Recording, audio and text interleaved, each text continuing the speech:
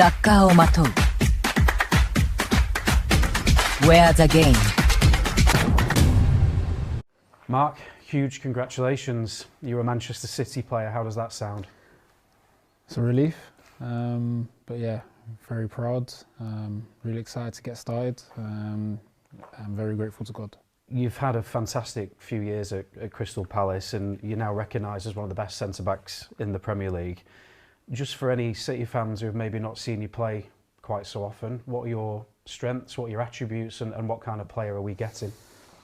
If I'm being honest, I think I'm someone who doesn't have any attributes that stand out, but I'd say I'm quite well-rounded in everything, balanced I'd like to say, but definitely I think what I can bring is a calm, good level head and just being a good teammate.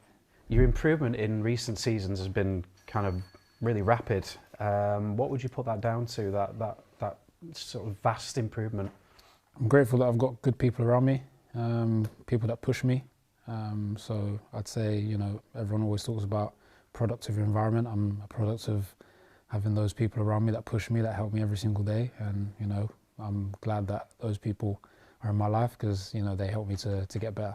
What were some of the main reasons for joining City? Because obviously you've probably done a lot of thinking about this before you came. What are those sort of main drivers for you being here? I mean, first and foremost, it's such an honour, such a big club to come and play for this club. And I think for me, I've always just been obsessed with getting better and wanting to improve. That's something that I'm constantly striving for. And I think this is the perfect place for me to do that. You know, the environment, you know, I've heard so much about the club and the fans. You know, the players speak for themselves, the manager, so it's definitely the right environment for me to improve and just get better. And, you know, hopefully I can bring what I have to the table to help every single person here too. You've captained England at various age group levels, and obviously you were Crystal Palace captain from a very young age as well. It seems leadership kind of comes naturally to you. Where do you think that comes from? I'm not too sure, to be honest. It's something that I'd say other people have picked up on. It's not necessarily something I'd say I have, or I believe that I have, to be honest. I'm just trying to be myself. It's something that, you know, since I have had the opportunity to captain those teams, I've tried to improve on it, tried to really focus and hone in on those leadership skills. And it's something, you know, hopefully with this squad I can improve on by just looking at the other leaders that are in the team as well. City have had an incredible period of success. We won the FA Cup in 2011 and since then we've not stopped winning really. You were kind of 10 or 11 when we won that FA Cup. So just as an outsider, what's your impression of City during that period where we've dominated English football and won pretty much every trophy that the game has to offer? I mean, you've said it, absolute domination, to be honest, and it's been great to see where the club has come from, the growth and the continued growth which the club wants to go for and strive for, which is amazing. And, you know, I'm someone who just wants to come in and help and do his part and, you know, see how far the club can continue to grow. You've joined City along with Antoine Semenyo, so we've had an incredible January so far. We're still involved in all competitions, there's a lot to play for. How confident are you with your arrival and Antoine and obviously the squad we've got here that we can have a really good second half of the season? Yeah, I think it's a squad with an amazing experience within the squad, and, you know, so many players that have played at such high level and won so many things, but like you say, so many exciting young players as well that have come into the squad to want to do their best as well. So, you know, obviously, like you say, with the arrival of Antoine, who's an amazing player and has proven himself in the Prem, it's fantastic. And like I said, I just want to come in and help and just do my part and be one of the lads and just try and improve. I asked Antoine this question as well, with if City get through to the knockout stage of the Champions League, you'll be able to play in that competition. It's the pinnacle of club football. I mean, that must be incredibly exciting for you as a footballer. Yeah, something that we've all watched growing up. I wouldn't necessarily say I had a dream because I didn't even know, you know, I think for me, especially at that age, it seemed too far.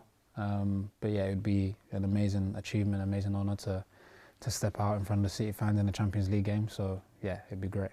There's a few City connections that I'd like to discuss. Firstly, you've actually played with Phil 46 times across various levels with England, which is an incredible number for someone you've not been a club teammate of. How highly do you rate Phil, and how excited are you to play in the Sky Blue with him? Yeah, Phil's amazing. I could go on and on about him because first and foremost, just him as a person, before the footballer, amazing. Someone who's just, I'm going to say, that inner child in him, just wants to play, just wants to enjoy life, and he's always been like that, and you know, he's never changed, and so it's an honour for me to play with him. But yeah, as a footballer, second to none, natural ability, winner, obsessed. So yeah, you know, really glad to be playing with him on a consistent basis now. John Stones as well, you played with quite a lot at senior level for England. I saw you describe playing alongside John as a dream. Do you want to just expand on that and talk about his qualities, and what have you learned from him as well as an experienced guy? I think John has taken me under his wing, to be honest, especially at the national team. I see him as a big brother, to be honest. Someone that's looked out for me, and especially playing with him at the last Euros was amazing, and he just makes your life easier because of his understanding of the game, and how good he is. But again, the person, such a down-to-earth guy, especially with all that he's achieved, and you know, an amazing person to be around. So, you know, really delighted to be playing with him. And one other smaller City connection, Patrick Vieira gave you your debut. He was a top player for us for a very short period of time and then began his coaching career with us. He's a really great guy. I mean, what are your memories of working with Patrick? Amazing. Someone who gave me my chance in the Premier League. Complete winner, completely obsessed. But what a person, what a personality, like you say.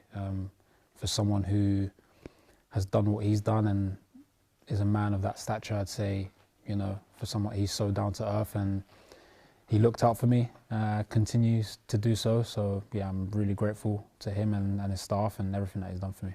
Just a little bit more on your time at Palace, because obviously it's been incredibly successful to win an FA Cup, Community Shield, you were captain.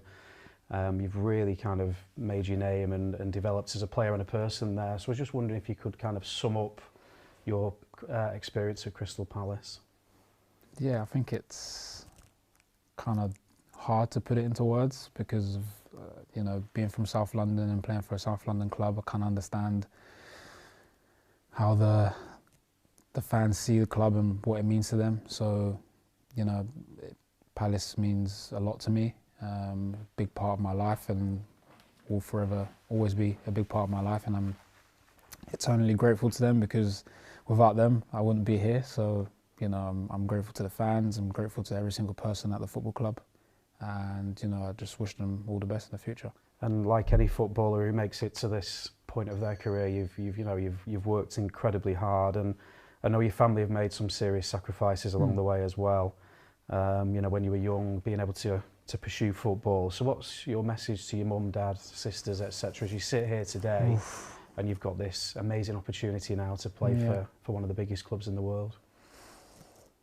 Yeah, again, that's tough. I'd say thank you for helping me realise a dream that I didn't even know was a dream. Thank you for being there in the highest of moments, and thank you for being there in the lowest of moments. You guys are my rock, you guys are my everything, and so, you know, I'm eternally grateful to you guys. Thank you. And you played at the Etihad a few times. That's your new home now. Surely you must be incredibly excited to play in front of the City fans and make that your home, you know. Absolutely.